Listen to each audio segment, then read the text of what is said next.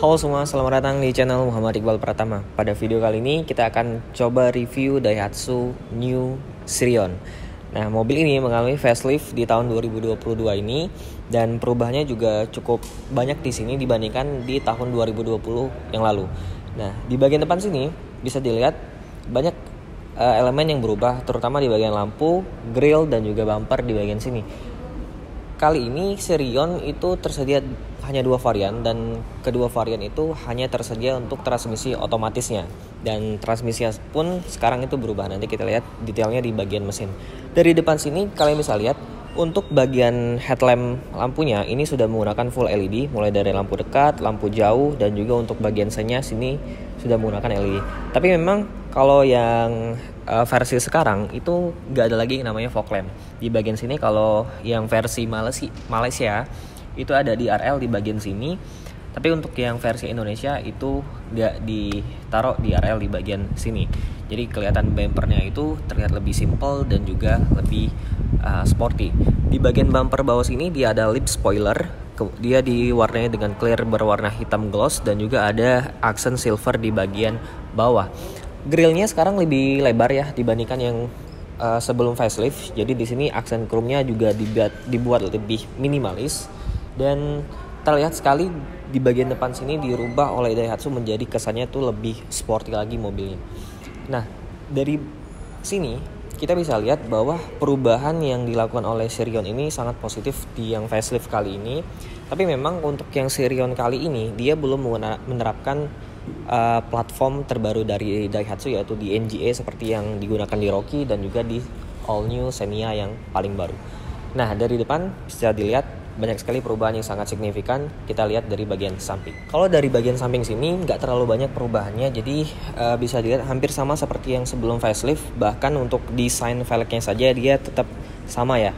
Jadi desain velgnya nggak diubah, dan desain velgnya saya suka karena ini tuh bentuknya kayak HRV yang tipe Prestige yang sebelum ini. Jadi keren banget untuk bagian velgnya, dia juga dual tone. Kemudian untuk ukuran velgnya sendiri dia di ukuran 15 inci dengan lebar tapak 185 dan aspek rasionya 55. Jadi bannya juga cukup tipis dan juga terlihat lebih sporty di mobil yang compact seperti ini. Nah, ngomong-ngomong mobil yang compact, ini tuh masuk kelasnya itu hatchback ya. Di kelas ini hanya diisi oleh dua pemain yang saya tahu, yaitu adalah Daihatsu Sirion dan juga Suzuki Baleno. Kalau kita mau compare dengan kompetitor seperti Honda Brio itu memiliki dimensi yang lebih kecil dan juga kelasnya di bawah Sirion. Oke, kita lanjut ke bagian belakang.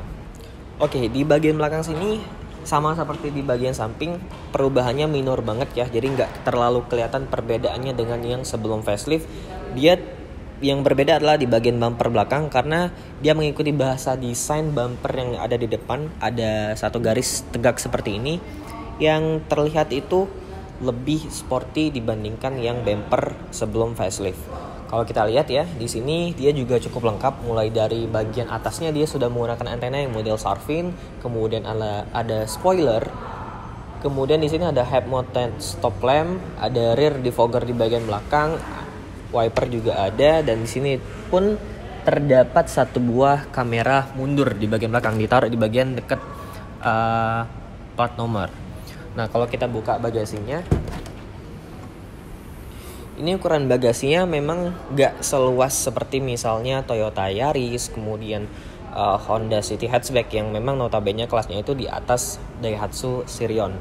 Kalau dibandingkan dengan Honda Brio RS ya, ini kapasitas bagasinya hampir 11-12 mirip. Tapi memang mengingat dimensi mobil ini gak terlalu jauh dengan Honda Brio itu sendiri. Tapi secara dimensi keseluruhan dia lebih panjang dan juga lebih lebar sedikit dibandingkan Honda Brio. Di sini kita dapat paket yang sangat lengkap di bagasi. Mulai dari bagian tray di bagian sini tuh kalian dapat untuk melindungi barang kalian agar tidak kelihatan dari luar. Kemudian dapat jaring-jaring cargonet seperti ini. Ini khas banget untuk mobil-mobil Daihatsu. Kemudian ketika kalian buka lantainya, di sini dapat ban yang sangat bagus sekali karena ban serepnya dikasih yang model full size seperti layaknya keempat ban yang ada di sampingnya. Ini digunakannya ya. Termasuk bannya juga sama ukurannya.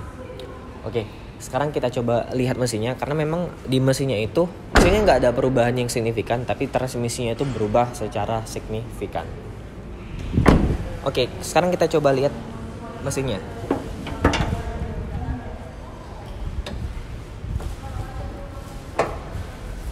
Mesin yang digunakan oleh Sirion ini berkapasitas 1300 cc.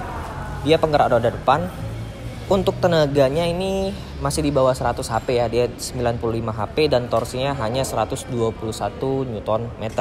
Nah, yang berubah di sini adalah dari sisi transmisinya. Kalau yang dulu itu tersedia transmisi otomatis 4 percepatan dan manual 5 percepatan. Kalau sekarang diubah seluruhnya itu menjadi di sisi CVT. CVT-nya Daihatsu lah. Jadi itu yang dipakai di All New Rocky sama di All New Xenia yang paling baru. Yang notabene mobil itu memiliki platform baru juga, yaitu di NGA. Tapi mobil ini masih pakai platform lama, sasis yang lama, tapi sudah diterapkan transmisi yang baru, yaitu CVT-nya Daihatsu. Sekarang kita coba masuk ke bagian interior. Di sini memang secara desain, layout interior itu masih sama dari yang sebelum facelift, tapi ada beberapa perubahan yang minor tapi terlihat sangat positif di sini. Contohnya adalah penggunaan setirnya diubah. Dia bentuknya atau setirnya ini sama persis dengan yang digunakan di Daihatsu Rocky. Di sini juga dikasih jahitan-jahitan asli ya, berwarna putih. Kemudian di bagian sisi kiri itu ada tombol untuk mengatur audio dan juga MID di bagian tengah. Di sini ada tombol trip. Kalau kita lihat ke bagian samping sini, dia ada beberapa tombol yang baru. Dia ada tombol idling start stop system, kemudian dia dilengkapi dengan stability control, traction control, dan juga ada hill start assist-nya. Kemudian ada ionizer, ada electric mirror, kemudian juga di sini ada auto holding untuk kedua spion kanan dan kirinya. Termasuk juga auto leveling yang ini sudah ada di facelift tahun 2020 lalu. Kemudian di bagian door trimnya kita bisa lihat di sini ada material fabric ya, yang cukup bagus, memperlihatkan mobilnya lebih mewah dibandingkan pemain di kelas ini. Kemudian di sini juga untuk electric mirrornya juga sangat lengkap.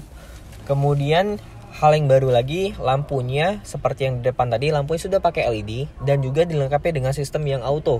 Jadi ini akan mempermudah kalian ketika berkendara.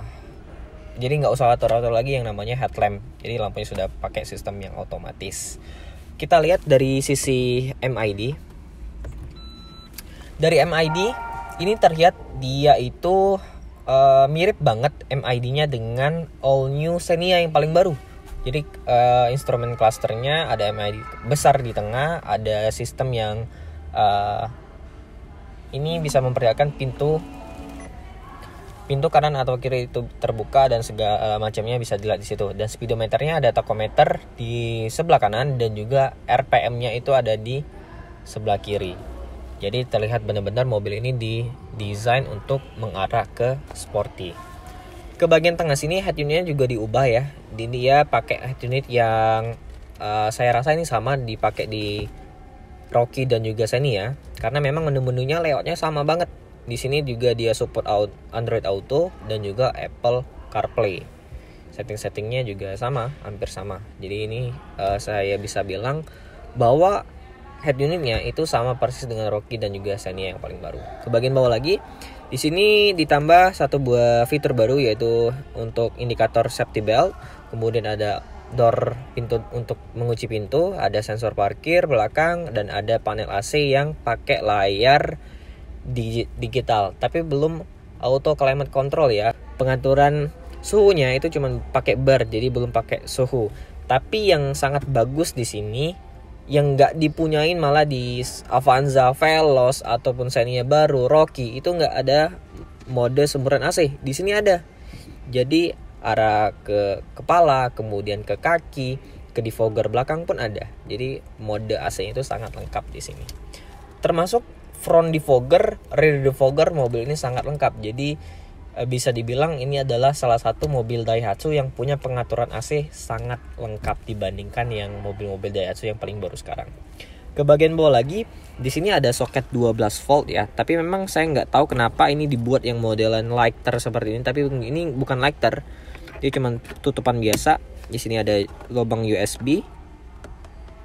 Kemudian di sini adalah chip penyimpanan kecil. Ke bagian bawah sini transmisinya berubah ya. Jadi nggak ada lagi yang namanya gigi 2 dan gigi 3. Jadi semuanya itu seperti ini, ala-ala transmisi CVT like-nya seperti itu. Di sini rem parkirnya masih menggunakan yang model manual, jadi belum pakai yang elektrik. Dan di sini pun nggak ada armrest. Nah, yang saya appreciate dari Sirion yaitu adalah kursinya. Kursinya ini sangat enak loh. Desainnya, konturnya, kemudian bahan materialnya itu sangat enak untuk diduduki. Dia pengaturannya itu bisa maju mundur, kemudian dia juga bisa diatur tinggi rendahnya kursinya. Jadi bisa ditinggiin banget dan juga di paling rendahin banget. Paling rendahnya memang nggak seseperti mobil-mobil Honda, tapi sudah cukup untuk postur-postur orang Indonesia. Dan pengaturan setirnya memang sayangnya sama seperti mobil Daihatsu lainnya, memang dia nggak ada pengaturan teleskopiknya, cuma ada tilt. Tapi untuk saya yang tinggi 170 cm, ya saya nggak ada masalah sih. Ini posisi duduknya termasuk salah satu posisi duduk yang cukup sporty. Kita lanjut bahas ke bagian belakang, seperti apa kabin di baris kedua. Nah, di baris kedua ini yang saya rasakan adalah, saya memang belum pernah review Suzuki Baleno ya. Tapi di sini ini sudah saya set posisi berkendara saya tingginya 170 cm. Ini masih tersedia sangat banyak ruangan di sini. Ruang kaki saya lega, kemudian ruang kepala juga memang enggak terlalu lega, tapi memang ini sangat cukup memadai untuk tinggi 170 cm.